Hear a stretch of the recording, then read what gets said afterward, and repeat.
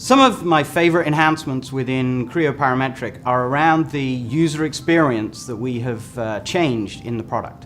One of the first things you notice when you fire up Creo Parametric is the new user interface. We've implemented the Microsoft Fluent-based UI.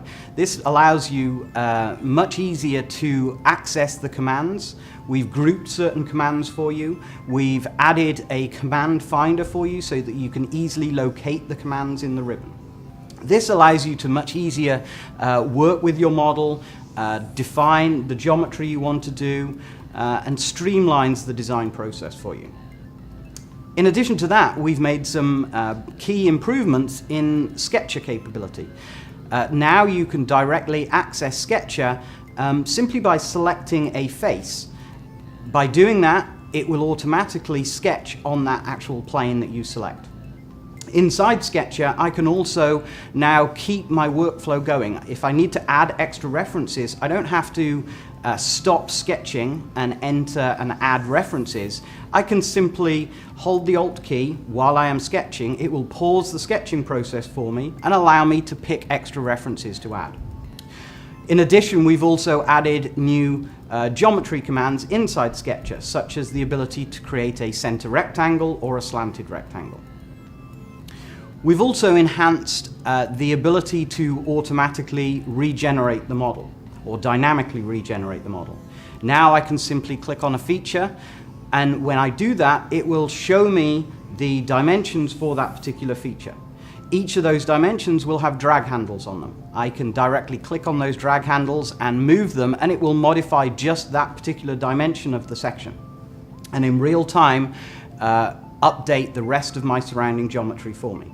We've also added taper capability to the extrude command. So now, as I'm extruding some geometry, I can at the same time add a draft angle to it. This reduces the need to create a separate draft feature and speeds up the design process for you.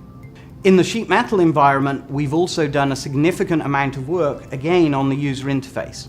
Pretty much all the commands are now dashboard-based commands. Again, this gives you direct manipulation capability, drag handles on the screen, so that you can interact in real time with your geometry on the screen. Commands such as corner reliefs have been unified across all the sheet metal features. So now, whichever sheet metal feature you're in, the ability to apply a corner relief will be the same. You can apply a corner relief whether it be in the formed or the flat state. In addition to that, we've also added some new commands to sheet metal, such as the ability to create a sketched form feature. Previously, you would have had to have created a separate model to use as your sketch form. Then you would have to assemble that in, and that would build your form feature. Now I can simply sketch the geometry I want, define the draft angle I want, define whether I want to put any bend reliefs on it or not. In addition to that, we've also added in there the ability to create a partial piercing. Another command we added to sheet metal is the ability to join disconnected walls. So now if I've built two separate walls, I have the ability to say join these together. It will allow me the ability, or offer me the ability, to be able to add a bend between those, as well as give me controls as to which side of those walls I want to keep or remove. Again, from a usability standpoint in sheet metal, we've added a 2D flat state preview. So that's a little separate window that will come up in the corner of your Creo Parametric view screen that will give you a permanent representation of what the flat state is. Within that window, it will also tell you dynamically whether you've got any overlapping geometry in the flattened state.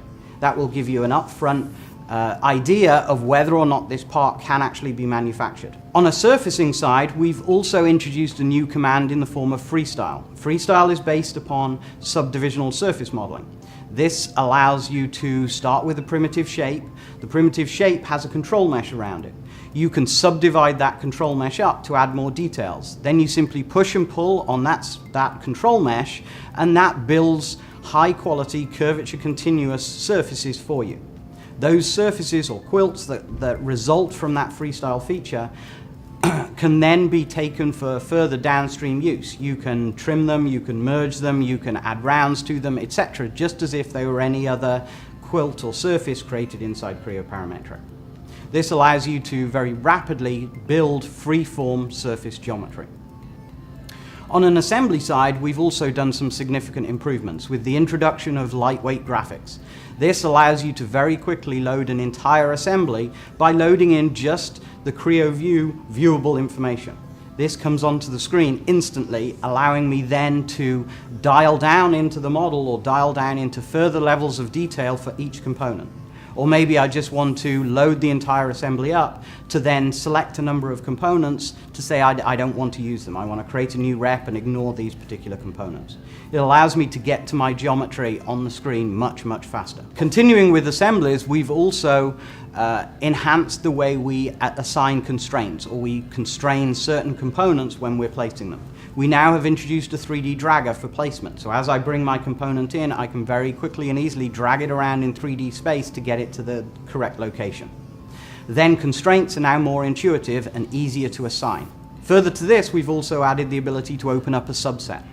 When I do this, I can open an entire assembly as a subset, and before I load the entire data into the system, I can then choose the components that I want.